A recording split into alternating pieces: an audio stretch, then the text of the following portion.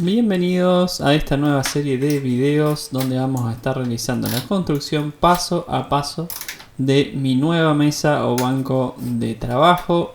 mesa multifunción o más conocida como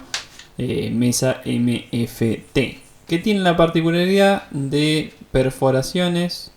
perfectamente alineadas, en este caso 19 milímetros y separadas cada 96 milímetros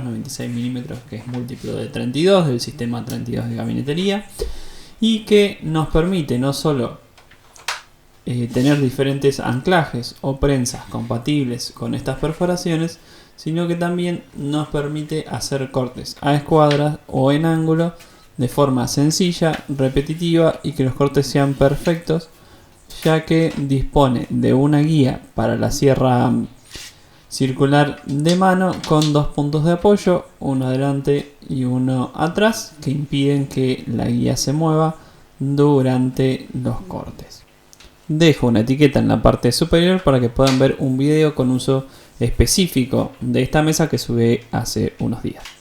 En este primer video vamos a centrarnos en la estructura de madera maciza. Primero vamos a tener que cantear, vamos a tener que cepillar toda la madera en bruto y después centrarnos en los ensambles, en los rebajes para los ensambles, que son todos a media madera. Primero las patas, que van a ser de 4 pulgadas por 4 pulgadas, en realidad después van a quedar de aproximadamente 8 centímetros por 8 centímetros. Los laterales van a ser de 6 centímetros por 4, así que vamos a tener que hacer unos rebajes específicos. Vamos a hacer la parte delantera o los laterales, digamos, y después vamos a cruzar los largueros, que en este caso son 6, 4 a los costados